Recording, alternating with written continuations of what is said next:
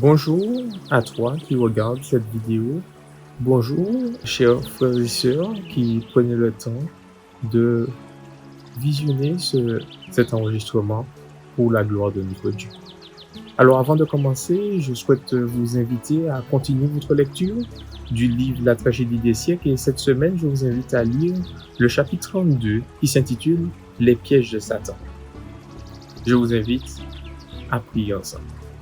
Ô notre Dieu, notre Père, alors que nous allons lire ta parole, conduis-nous et dirige-nous selon ta volonté.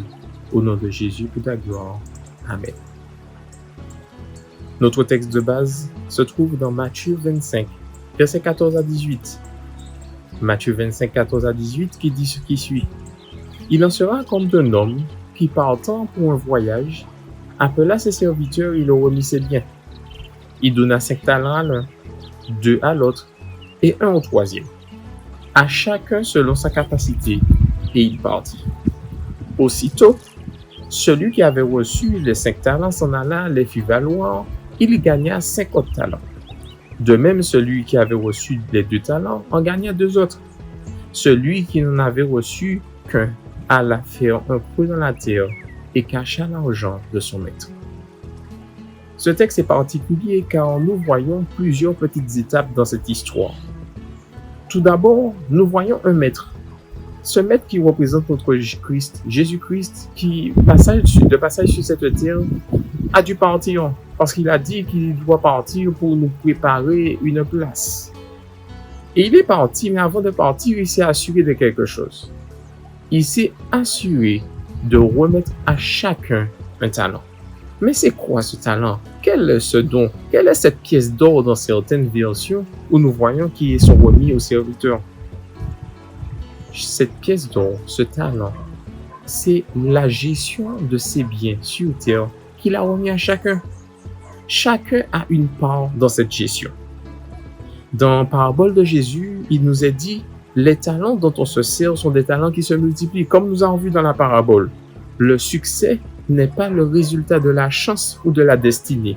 Il est l'œuvre de la divine providence, la récompense de la foi et de la sagesse, de la vertu et de l'effort persévérant. Voici ce qui est important pour nous aujourd'hui. Que faisons-nous de cette part de gestion que Jésus nous a laissée? Il y a aussi un temps de latence qui paraît long. Un temps de latence parce que si nous regardons un petit peu, cette histoire a été racontée il y a bien longtemps.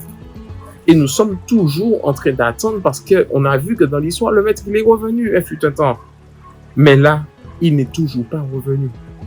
Mais qu'avons-nous à faire de ce temps? Mais pendant ce temps, lui, il est au ciel et il nous prépare une place. Mais nous, sur terre, nous avons quelque chose de particulier à faire parce qu'il nous a laissé une part de gestion de ses biens.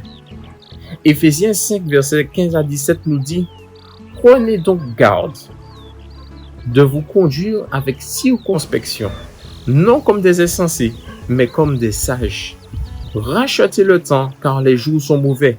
C'est pourquoi ne soyez pas inconsidérés, mais comprenez quelle est la volonté de Dieu. » Ce passage-là est important. Il ne nous dit pas d'aller chercher le temps qu'on n'a pas pu ou bien qu'on a perdu. Non. Il nous dit que les temps qui sont là, nous devons les gérer correctement. La gestion de ce temps-là est particulière car il nous dit « Ne soyez pas inconsidérés, mais comprenez la volonté du Seigneur. » Dans la gestion que Dieu nous a donnée, c'est la gestion de ses biens, pas des nôtres. Donc, pour avoir une bonne gestion, il faut pouvoir lui demander quelle est sa volonté. Et c'est par là qu'on comprendra, qu'on pourra agir et qu'on lui rendra gloire. Et par là même, nous pourrons atteindre son avènement. Jésus nous a confié à chacun une part dans son action sur terre. Il nous demande d'agir pour le salut des autres. Nous pouvons le voir dans 1 Corinthiens 12, verset 7 qui dit « Or, à chacun la manifestation de l'Esprit est donnée pour l'utilité commune. » Chacun nous avons une part à jouer pour que l'autre puisse se sentir bien. Alors aujourd'hui, nous sortons progressivement du déconfinement. Que fais-tu du don que Dieu t'a donné? Pour qui l'utilises-tu? Ou bien, pourquoi l'utilises-tu? Il est important que nous puissions répondre à ces questions parce que, avec Jésus, L'utilisation de ces dons est capitale pour notre salut.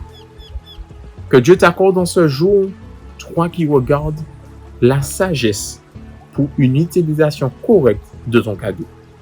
Prions ensemble. Ô notre Dieu, notre Père, alors que tu nous as révélé qu'il est important ce matin d'utiliser ce don que tu nous as donné, ce cadeau que tu nous as fait. Accorde-nous, Seigneur, l'intelligence, la sagesse nécessaire pour avancer fidèlement selon ta volonté. Au nom de Jésus, pour ta gloire. Amen.